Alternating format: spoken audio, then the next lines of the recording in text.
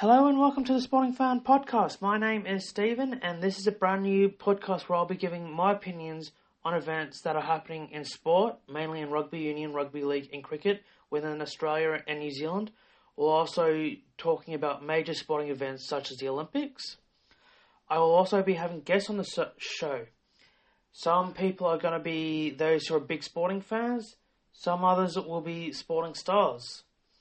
Today I'll be talking about the Winter Olympics, Justin Langer's resignation as Australian men's cricket coach, both the men's and women's Ashes series, and the upcoming Super Rugby and NRLW seasons.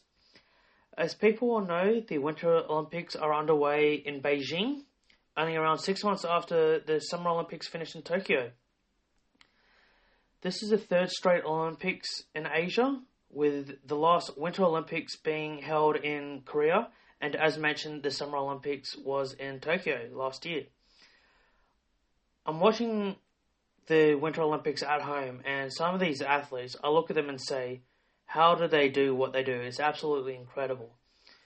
Australia had its best day in terms of medals in the history of the Winter Olympics, with a gold to Jakara Anthony in the women's moguls and a bronze to Tess Cody in the slopestyle.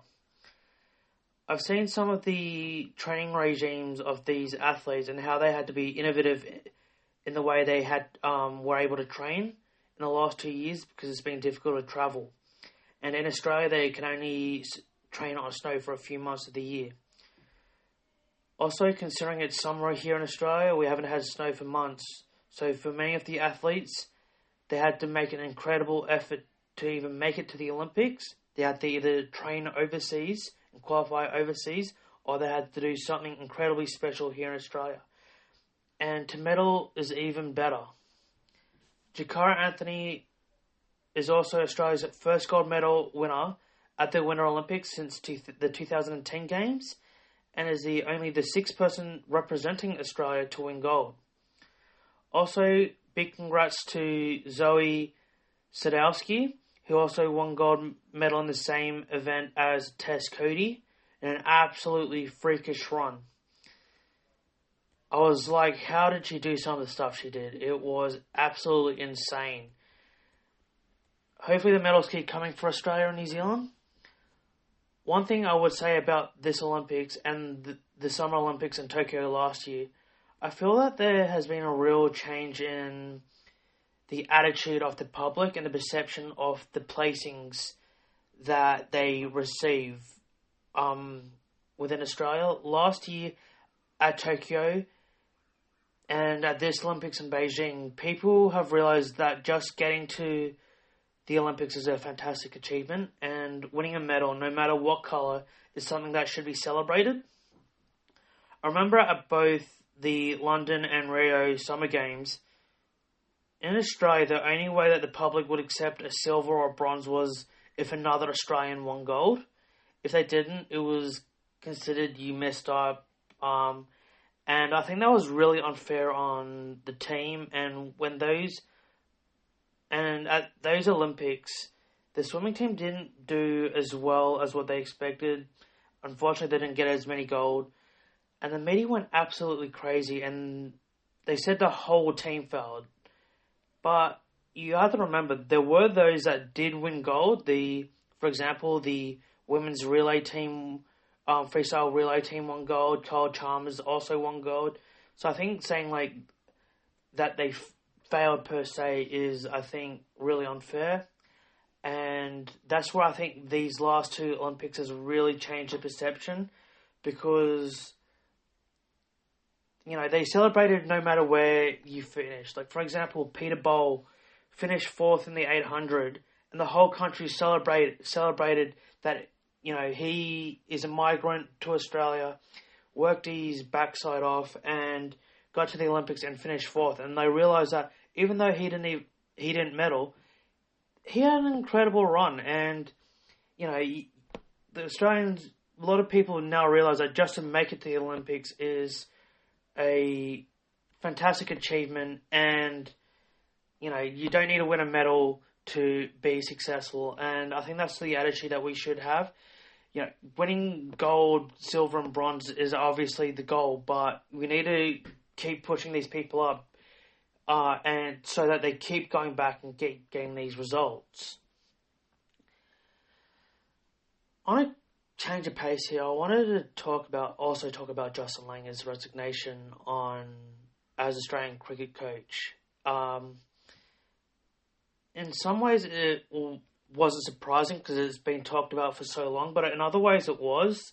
With the timing of it, he took over as Australian coach from Darren Lehmann after the sandpaper scandal in 2018 during the South African series.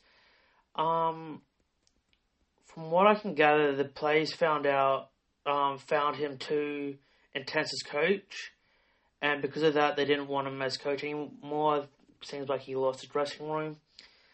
People have said that it was harsh as he took over at a rough time in Australian cricket, brought back respect to the national team, retained the Ashes in England for the first time in around 18 years, won the 2020 World Cup, which was the first time Australia has ever won the 2020 World Cup, and just won a home Ashes series 4-0, and the only reason why Australia didn't win 5-0 was because there was a mountain of rain here in Sydney, and that basically said the English were not going to hold on.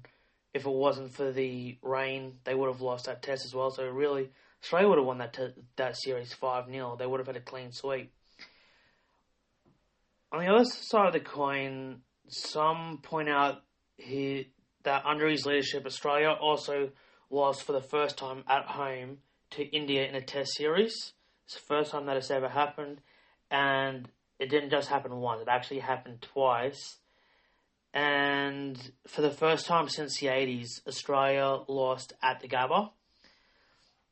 So it's a tough one, but I do think giving him a 6-month extension is a bit of an insult and a joke.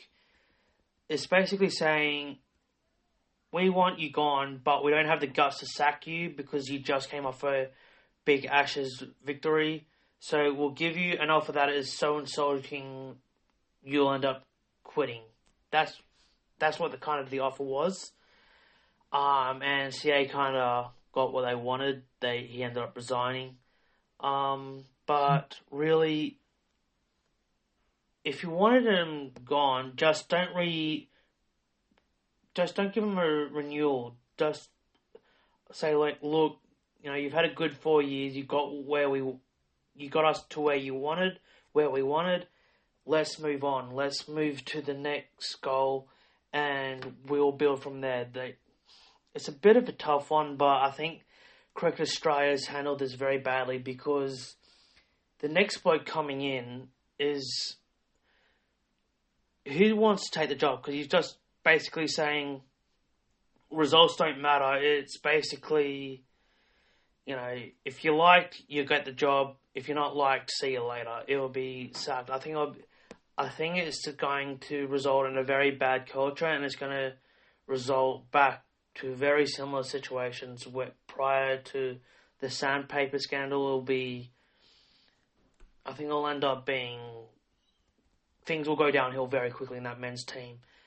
I hope I'm wrong, but you can't have the players running the shit. You have to have a coach saying this is the way things are going to be done, and it needs to be run professionally, which I think Justin Langer has been able to do. So I would have given him maybe 18 months, give him an extra 2 summers at home, and then go from there. But that's just 18 months to 2 years, see where you go from there.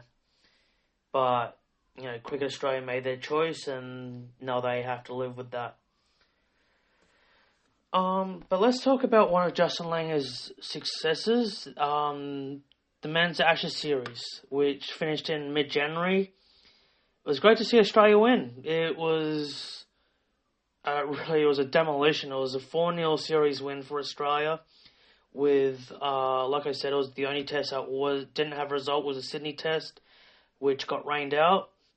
I think Australia what the main difference why Australia had a lot more success this summer in comparison to last summer where they lost the series against India was that they bowled a lot better line and length than what they did. They bowled a lot fuller, they bowled a lot straighter, they had better tactics. Last summer I think they bowled too short, and that just made it very easy for the Indian batsmen to score runs, whereas this summer the Australians bowled a lot fuller, a lot tighter, where England couldn't get those easy runs that they had in previous seasons, previous summers, and as a result, England, they may have had the occasional good session or good day, but it was one day or one session in a test match, and then they just got dominated again. So, I think that everything that happened in that series was a lot better. Even the selections, you had Scott Boland come in. No one even was mentioning Scott Boland until this summer. The Kerry O'Keefe was the first one that I remember that publicly thought he should come into the Test team. He said that he should come in on Boxing Day because he averaged 13 a wicket at the MCG, and as a result, he obviously the Cricket Australia heard that. I'm not sure if he was in talks before Kerry O'Keefe. I'm sure he would have been, but if he wasn't, the hats off to Kerry O'Keefe to mentioning him, and then they brought him in, takes 6 or 7 average, and averages under 10 in the series with a ball with taking 1 million wickets. It was absolutely incredible in 3 tests. Also, Travis Head only missed 1 test because of COVID. He comes in. A lot of people thought it should have been Usman Khawaja, who played 2 tests and got 200s and 200s in the first game back in Sydney. But yeah, they went with Travis Head for 4 of the 5 tests, and first game he gets better than run a ball 150 and scores scores a second 100 in the series. He also scores a 50, averaged something like 59 in the series. Had an incredible series. So everything that from the selections to the tactics, everything that Australia did in that Ashes series was absolutely incredible from the first test through to the 5th test. From the first, it really, scene was set in the first ball off the first test when Mitchell Starc clean bowls, Burns hitting leg stump, and really that set the tone for the whole Ashes. England really never recovered from that. But on the other side of the coin, the English, they were pretty bad. They only had really one bloke that stood up in majority of the test matches, which was Joe Root, the captain. And also Mark Wood had several good tests as well. Milan, he was strong in the first 2 tests, but really on test 3 to 5, he didn't really do much. Broad didn't do much. He had the occasional good innings, but he wasn't really dominant. James Anderson, he only had really 1 good innings in the series. He was, average at best. So you can't really say anyone was a real standout. Bairstow was the only one that got 100 at the SCG the whole series. So it was quite, you want to see, obviously I wanted to see Australia win. I'm an Australian. It's great to see them beat the English, but you want to see a competitive series. I think once you get that game's being over in 2.5 and 3 days, it is not good for anyone. It's not good for the game. It's not good for for the Australians either, because they get a false sense of how good they really are because the English were that bad. English confidence is way down, so they're going to have to somehow find some confidence. I don't know where they're going to get it from. But the big problem that I see, this is an outsider looking in with the ECB, the governing body of the English cricket. The biggest problem that I find that they have is they try and poach players from overseas instead of bringing players in, developing their own players. And the problem with that is not everyone's going to come. Like, sure, they had Andrew Strauss, Kevin Peters, that from that mid-2000, around 2004 to about that 2013 when they're dominant. They had Kevin Peterson, Andrew Strauss, Trott, Pryor. They had these guys, these South Africans come in and they were just dominant and England were winning. But now they don't have that frequent flow of players coming from overseas and wanting to play for them. Sure, they've got Jofra Archer, but it doesn't work. Rugby Australia also has this policy that, we're just going to poach the best players from overseas. But then, Rugby Australia has gone the same way, where they've had that success in the, in the 80s and the 90s and the early 2000s. But the difference between that now and then was that Rugby Australia were developing their own juniors. If you see when England was successful in the cricket, it was their own guys. They won't bring, with the exception of that period, that 7 or 8 year period when they had those South African players in. Whenever England's been successful, they have had a strong development system, and they've developed their own players. And people are saying, England's got too many counties. They say, Australia's only got 6. They've only got the 6 states, whereas England have 18 counties. The amount of counties isn't the problem, in my opinion. The problem is that you need to get the juniors playing.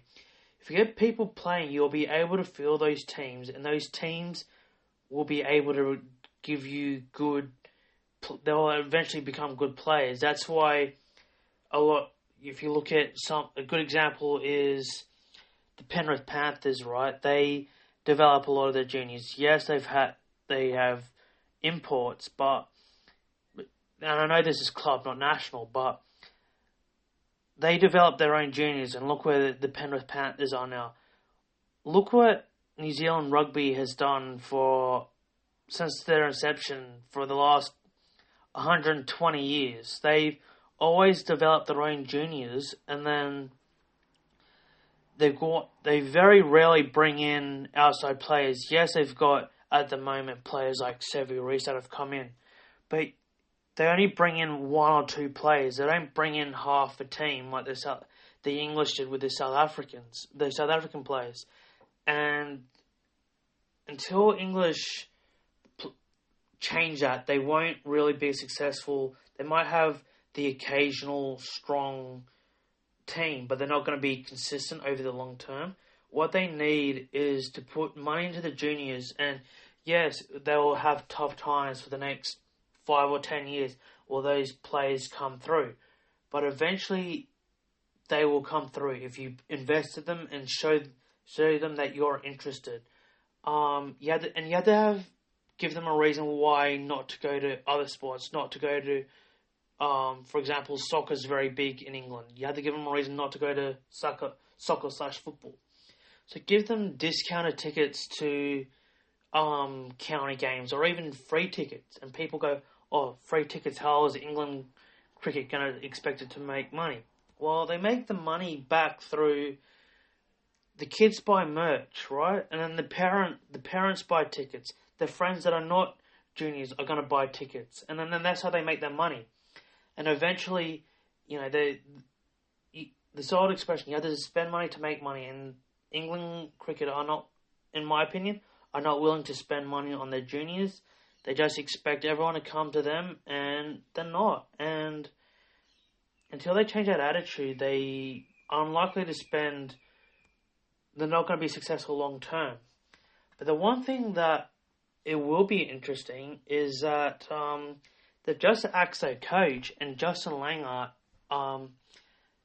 is now resigned as Australian coach. A lot of people are asking whether Langer will coach England. A lot of the ex-English players like Michael Vaughan want him to coach England because they believe that they need a complete and utter change of attitude in the English team.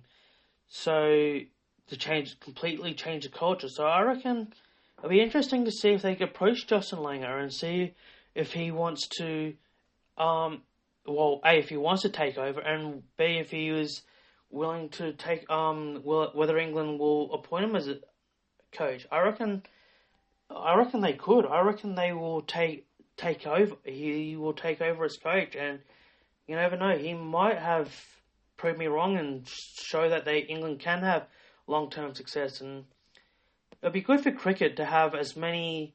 You want to have a really strong 5 or 6 teams at least, so that they have.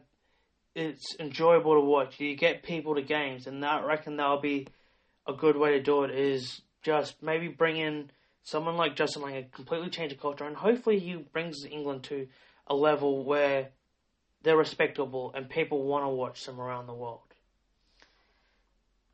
And now let's move on to the other Ashes series, the one that is currently going on, the Women's Ashes series. Last Thursday, the Aussie ladies retained the Ashes in the first one-day match. They retained the Ashes by having won the last Ashes series winning that game on the point system. They retained the Ashes, and then over the weekend they won it outright. So England can't even draw the series now, having won the second one-day game. And yeah, so that's a big win for Australia. They won the first 2020 game, and they had a draw in the Test match. And in the second and third 2020 games, unfortunately, they all washed out, so they shared the points on that. But yeah, well done to the Aussie girls. The third game is tomorrow night. Hopefully people will get out and watch the game or watch it on TV.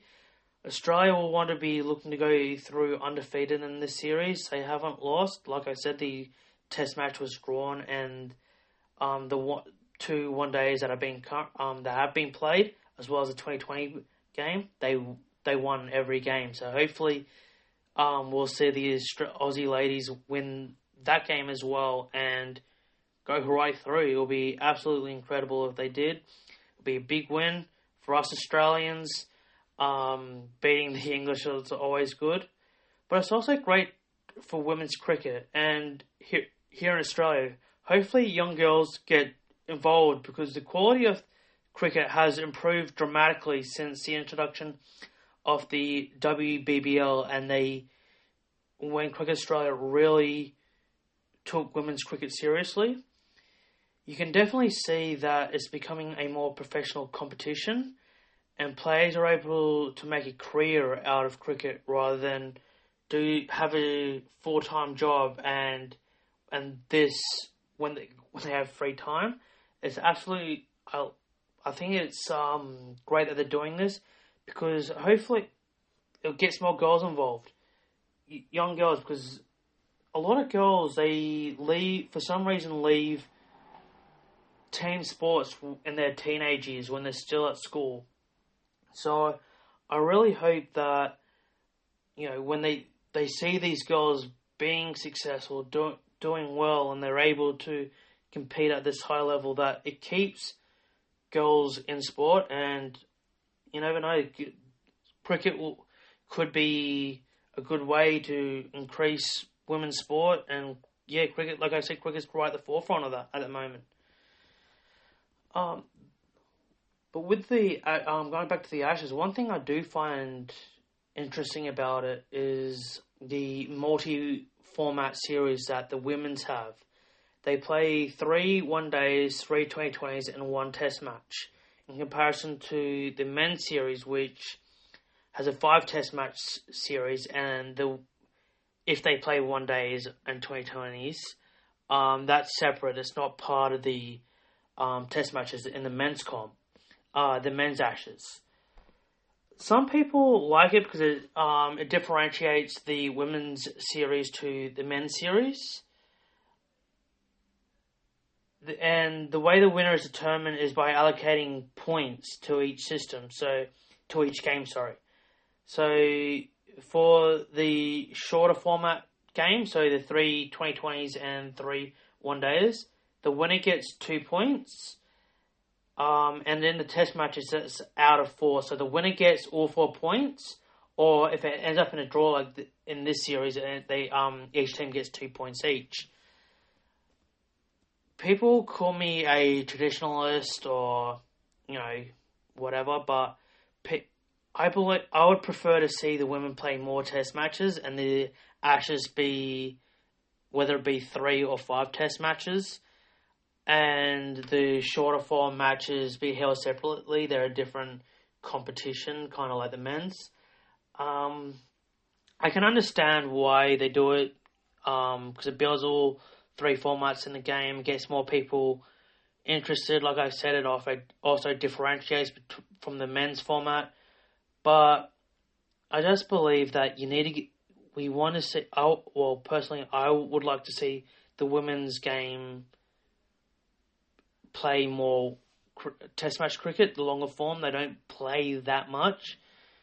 For example, Elise Perry's been around for 13, 14 years now. She's only played a few test matches. It would be nice to see her play a few more. Nearly all her games for Australia in cricket have been in the shorter format. So it would be nice to see a lot of these players get more test match cricket, as well as playing the one-days and 2020s. I think that, and it also shows that it's on par with the men's, that it shows people that the women are capable of playing the longer format, play test match cricket, and it gets more people interested, and more of the girls can show their ability. Because this is just my opinion. Some people will agree with it, some people won't, but at the moment I see it as they're training the women's game as similar to basically the developing cricket nations of cricket. For example, Ireland and Afghanistan, where they only play, a handful of test matches every so often, and majority of their games are one-days and 2020s. I think it's better for the women to be for the ICC and the national boards to just go, we want to go full steam at this. We want to pull the trigger on it, and we want the women's to play everything. We want to have them full-time. We want them committed to this. We want to pay them properly. Because once you get all that, sponsors will come, TV rights will go up, more people will be watching, more people will go to games, revenue will go up, and that's where it will be much better for the women. And I think I don't think there'll be there'll be a negative to it. I could be wrong, but I sure as hell hope I'm right.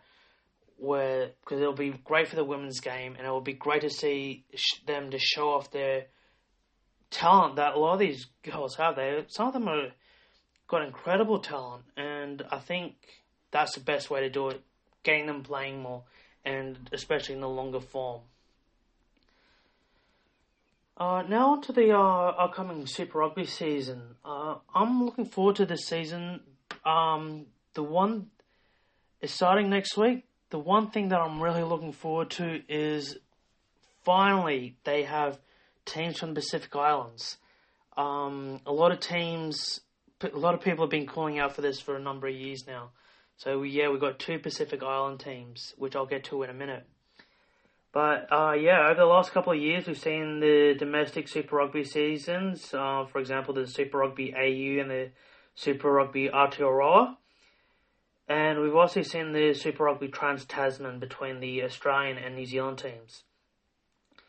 The South African teams are now playing in Europe, so they will no longer be playing in the Super Rugby competition. And the Jaguares, the Argentinian side, it looks like they have unfortunately disbanded, but it does look like they will be still part of SANZA, which is the ruling body of the Southern Hemisphere Rugby. So the South African and Argentinians national sides, the Springbok and the Pumas, will still be competing in the Four Nations alongside Australia and New Zealand. I also think this is better for the South African sides to play in Europe because with the time zones and the long flights to Australia and New Zealand, it can really disrupt the season. Flying back and forth, whereas Europe it's a lot closer. Yeah, still a long flight, but it's within the same time zone as South Africa, so it's a lot better for their players, and it's a lot better for the Australian and New Zealand players to be playing here within, similar kind of time zones. So I think it's very beneficial for everyone that they've done exactly what they have done. Unfortunately, at the start of the 2020 season, the Sunwolves, the Japanese team, were also cut. So unfortunately, they are also no longer part of the Super Rugby season, Super Rugby tournament like they have been for the last couple of years. So I think this will be a really interesting season. A couple of Argentinians are actually playing in Australia. They've with the disbandment of the Jaguares. Some of them have gone over playing for the Western Force, the Crusaders, and as well as other teams, as well as playing in Europe. But the two new teams that I'm really looking forward to, that I would mention earlier, are the two new Pacific teams, the Fijian Drua and the Pacifica team. This is what many fans have been asking for. This is huge for Pacific Island rugby, and I reckon it's big for rugby in general. Hopefully this will mean that many of the quality footy players that come out of the three main Pacific Island teams, Fiji, Tonga and Samoa, all play for the national teams in the future. Players like that, players will play for their home nations instead of getting poached by other nations because the other nations pay more. Hopefully these teams can pay their players well so that their players stay in their country. Like, for example, imagine if these teams were around 10 years ago and then, Fiji as well as the Samoa and Tonga had, the likes of Severu Reece playing, Samu Karevi, Mariki Korobidi, them playing for Fiji if they play for the Fiji Draw or the Pacifica team, or, Tanaleta Tupou, who plays for the Reds, him playing for Tonga, and imagine them playing for one of their birth country, and instead of coming over to Australia or New Zealand to provide for their family, that those teams are able to pay them enough so they can provide for their family. The national sides would be much stronger and could potentially be making the quarterfinals or even better at a Rugby World Cup much more regularly. The other talking point that is coming out of the season is will the Australian teams be competitive against the New Zealand teams? It's for the last 5 years, Australian teams have struggled against the New Zealand teams. Last year, on the Super Rugby Trans-Tasman, the Australian teams only won 2 out of 25 games. So it is a bit, and majority of the games, like, yes, there was one game where the Force missed a kick on full time, which meant they lost to the Chiefs, and if the kick went over, they would have won. But majority of the other games that the Australian teams lost, they were comprehensively outplayed. So, be interesting to see if they are competitive this year. One thing that I have noticed with the difference is their training regimen.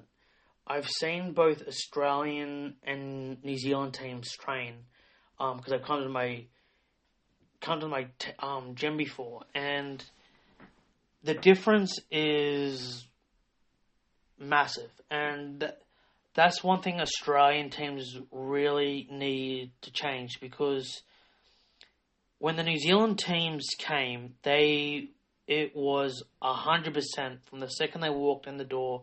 They know their training schedule. They knew what they had to do. They were just in, bang, bang, bang. They knew what they had to do. It was just non-stop. They were 100% the whole time. As soon as one guy stopped, for example, this was in my gym. As soon as one guy stopped, he was spotting the next bloke, and the other guy was just straight onto the set. And they were just non-stop. They were just going 100%. Like, the technology, with the exception of an iPad for an analysis, technology was put away. There was nothing. Players weren't texting their mates. They weren't mucking around. They weren't laughing and joking with each other during training. They were just going flat out non-stop. Whereas when I watch the Australian teams, there's one bloke that's training, and then there's 4 or 5 blokes that are standing around just laughing, joking, not really paying attention. They're texting their mates, and they're not taking it serious. They're not taking the training seriously.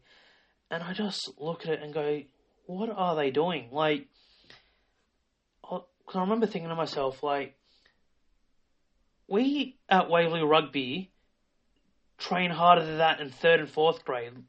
Like, we would call blokes out in 3rd and 4th grade if they were mucking around like they did at Waverley, what these Australian teams did. If they, like, we would literally call them out and say, like, this isn't good enough. If you don't want to play, go to play 5th and 6th grade and deal with it down there. Oh, don't bother coming back. Like, we don't want anything to do with you.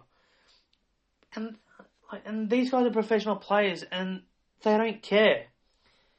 And I think that's one thing that they really need to change in their attitude. Once they do, I reckon they will be able to take on the New Zealand teams, because if they have the same attitude, that means you bring the same intensity. There's an old expression, train the way you play. And if you're training as if you're mucking around, don't care, guess what's going to happen? You're going to go to the game and you're not going to care, and you end up getting your backsides kicked, which is what has been happening with the Australian rugby for the last number of seasons. Now let's move on to the NRLW season, which starts at the end of this month, at the end of February. And this is actually the first of 2 NRLW seasons this year. The reason why there's 2 seasons this year is because they didn't have one last year due to COVID, with the massive outbreak that we had here in New South Wales. And this is actually the first time that the NRLW season will be standing its own 2 feet. So this will be really interesting. They've also expanded the competition from 6 teams to from the previous 4 teams that they've had in the first 3 seasons. We will see 3 new teams this year from in comparison to previous seasons. We'll see the Knights, Titans, and Eels all entering the competition alongside the Dragons, Roosters, and Broncos. Unfortunately, due to border restrictions, the Warriors, who was the 4th team in the first 3 seasons, are not fielding a team. It's unfortunate. I would have loved to see some of those Kiwi girls play. They are fantastic players, but unfortunately, due to the quarantine, they are unable to make it to. Unfortunately, unable to field a team this year.